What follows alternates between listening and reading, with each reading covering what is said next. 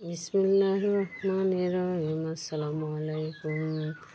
আয়াত 37 সূরা হুদ। হযরত ইবনে আব্বাস হতে বর্ণিত আছে, হযরত নূহ রাদিয়াল্লাহু তাআলাকে যখন নৌকা বানানোর আদেশ দেওয়া হলো তখন তিনি খুব ভয় পেলেন এবং বলতে লাগলেন, হে আমাদের রব, আমি তো নৌকা বানানোর পদ্ধতি জানি না, এটি কোন প্রকৃতির হবে? আদেশ হলো মুরগির বখরের ন্যায় এটির প্রাকৃতিক হবে।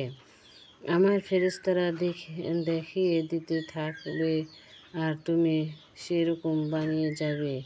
ওই নৌকা বানানোর জন্য আদেশ অনুযায়ী তিনি একটি লাল গাছ রোপণ করলেন। 20 বছর সময়ের মধ্যে তার সম্প্রদায় কোনো লোক জন্মগ্রহণ করেনি।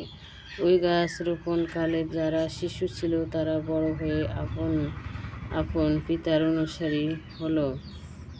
নূহ রাদিয়াল্লাহু তাআলা তাদেরকে অনেক বোঝালেন, কিন্তু তারা বুঝল না, ঈমান আনল না। একমাত্র আল্লাহর নামই এর গতি ও স্থিতি বলে মূল সত্যকে চোখের সামনে তুলে ধরা হয়েছে। বস্তুত এটি এমন একটি ধারণার প্রতি পথ নির্দেশ করে যা দিয়ে মানুষ সৃষ্টি জগতের প্রতিটি অনুপরমাণুকে আল্লাহর বাস্তব উপস্থিতি দর্শনে সক্ষম হয়। জাহাজে আরোহণকারীদের সঠিক সংখ্যা কুরআন ও হাদিসে উল্লেখ নেই, তবে ইবনে আব্বাস রাদিয়াল্লাহু তাআলা বলেন যে তাদের সংখ্যা ছিল 80 জন।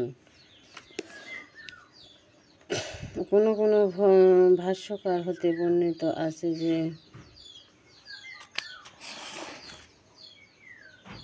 একটি উঁচু পাহাড়ে গিয়ে আশ্রয় নিল এবং সেখানকার একটি গুহায় প্রবেশ করে গুহার চতুর্দিকে পথ বন্ধ করে দিল, ফলে আপন পেশাব পায়খানা ডুবে মরল। আল্লাহ তাআলা জমিনকে এ আদেশ দিলেন, উদ্দেশ্য ধরণীতল হতে বন্যায় অবসান ঘটানো। এই আদেশের দিনটি ছিল 10ই মুহররম। আর হযরত নূহ এর নৌকাতে আরোহণের দিনটি ছিল 10 রজব। অতএব নৌকায় তার অবস্থান কাল ছিল সর্বমোট 6 মাস। অনন্তর নৌকারোহীরা যখন তুফান হতে মুক্তি পেলেন তখন সকলেই আল্লাহর শুকরিয়া স্বরূপ 10ই মুহররম রোজা রাখলেন।